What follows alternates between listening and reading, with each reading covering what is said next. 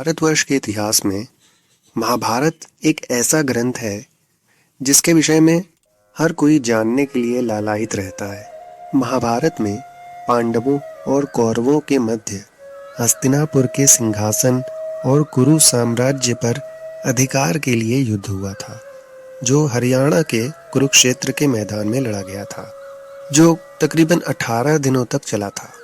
ये लड़ाई थी उत्तराधिकार की, जिसमें अंत में पांडव विजयी हुए और हस्तिनापुर उनका हुआ।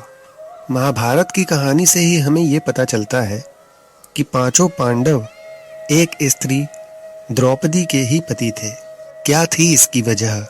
राजा द्रुपद द्वारा आयोजित स्वयंवर में द्रौपदी को अर्जुन द्वारा जीतने के बाद भी सभी पांडवों ने द्रौपदी से शादी क्यों की?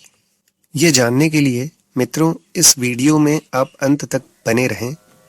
पांडव जब जंगल में थे तो उनकी माता कुंती को हमेशा यह डर रहता था कि यदि पांचों भाइयों में झगड़ा हो गया तो वो अलग अलग हो जाएंगे। इसका अर्थ होगा राज्य का विभाजन।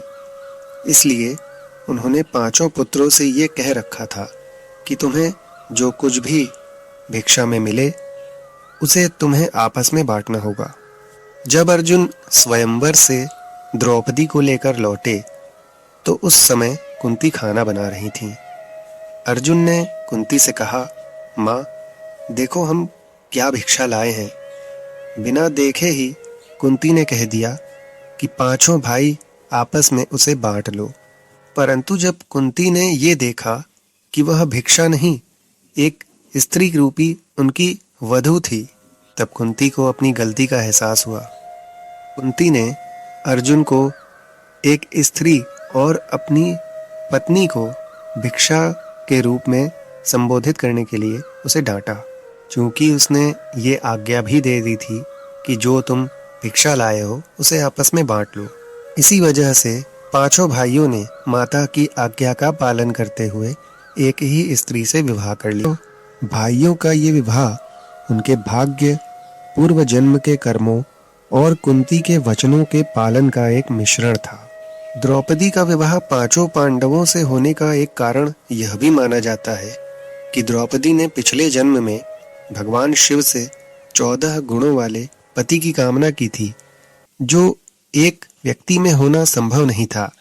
इसलिए शिव जी ने उन्हें 5 पति प्राप्त होने का वरदान दिया था।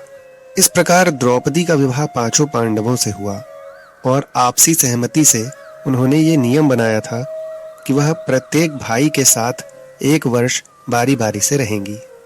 व्यास जी ने द्रौपदी को यह वरदान दिया था कि प्रत्येक वर्ष पति के साथ रहने के बाद वो पुनः पवित्र हो जाएंगी, जिससे वे पंचकन्या में से एक मानी गई।